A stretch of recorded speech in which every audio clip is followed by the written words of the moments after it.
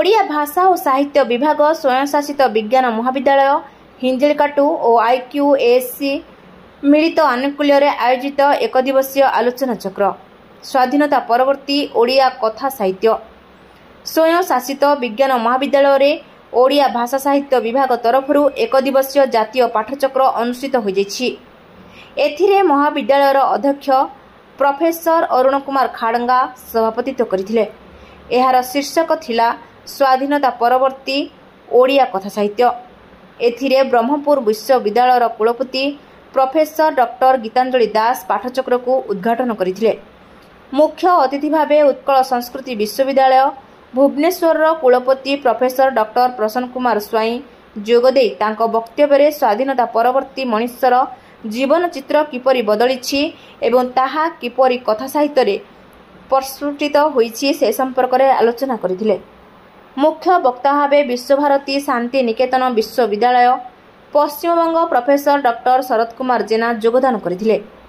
सम्मानित अतिथि भावे डॉक्टर रमेश चंद्र बेहेरा राज्य जातीय सेवा योजना और युव रेडक्रॉस राज्य मुख्य तथा उपसचिव उच्च शिक्षा विभाग ओडिशा सरकार डॉक्टर सिद्धार्थ शंकर पाढ़ी आंचलिक उच्च शिक्षा निर्देशक ब्रह्मपुर और IQASC संयोजक डॉक्टर प्रफुल्ल रथ योगदान करथिले।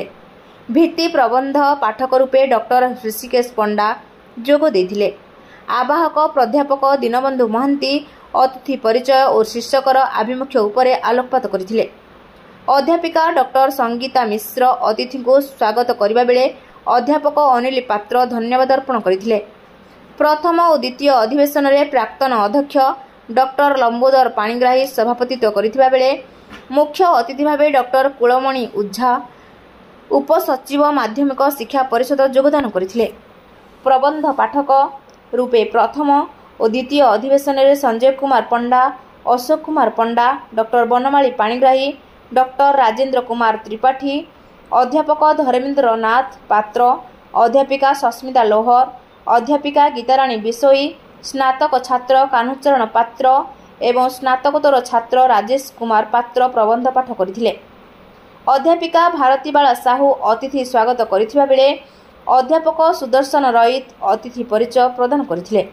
परिशेष में उद्यापनी उत्सव में अध्यक्ष प्रोफेसर अरुण कुमार खाड़ंगा सभापतित्व मुख्य अतिथि भावे प्राक्तन अध्यक्ष कृष्ण प्रसाद महापात्र जोग देथिबा बेले सम्मानित अतिथि रूपे प्राध्यापक डॉक्टर प्रदीप नंद एवं डॉक्टर केशव षडंगी योगदान करथिले।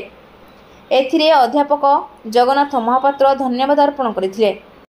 मो विज्ञान महाविद्यालय हिंजिलिकाटू कॉलेज रे वाणिज्य विभाग अध्यापिका अच्छी विद्यालय में मो NSS प्रोग्राम ऑफिसर अच्छी।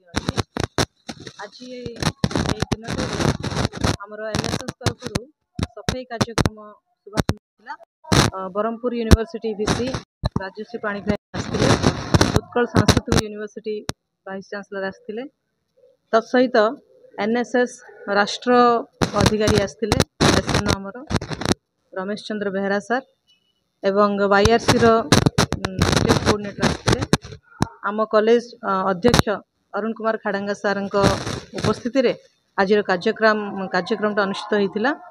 तत्सहित आम वृक्षरोपण कलु सफाई कार्यक्रम हिंजिलिकाटू एडमिनिस्ट्रेशन तरफ कराइथिला।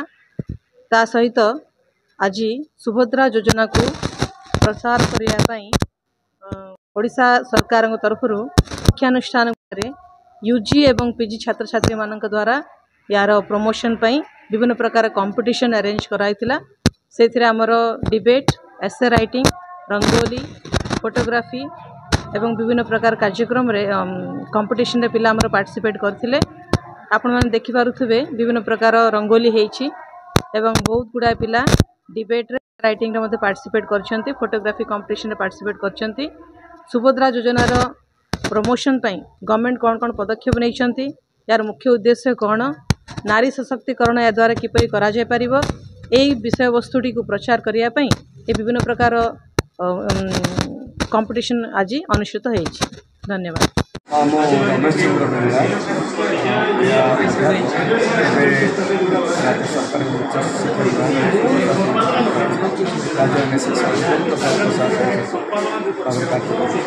आज हिंजिकाटू साइंस कॉलेज रे आपण जातीय ओडिया पाठचक्र आयोजन गोटे करले कौन आपुरे आज प्रसंग रही स्वाधीनता परवर्ती ओडिया साहित्य विशेषकर स्वाधीनता प्राप्ति आम देशपाई आर्थिक सामाजिक सांस्कृतिक एवं प्रत्येक क्षेत्र में गोटे माइल यही स्वाधीनता प्राप्ति पर आम साहित्य विशेषकर गप उपन्यास किभली परिवर्तन घटी लेखक मैंने जो सब आमती नुआ कथावस्तु नहीं नुआ चरित्र नुआ शैली को ग्रहण कर जातीय स्तर में आमर भाषा साहित्य को निर्दिष्ट शीर्ष में पहुँचे पार्टी से विषय सचेतन करने विभिन्न वक्ता मैंने दिशा कार्यक्रम चलती काठर पूर्णा महाविद्यालय और गोटे बड़ अनुष्ठान जिला भी आम देखिए प्राय 150 छात्र छात्री से उपस्थित ये आगामी दिन में भविष्य ओडिया अस्मिता ओडिया साहित्य ओडिया भाषा को आगे बढ़ाई आलोचना चक्र गरिमा और हिंजिलकाटू गंजाम जिला प्रतिनिधि कृष्णचंद्र सामंतराय रिपोर्ट रूपाथालिया न्यूज।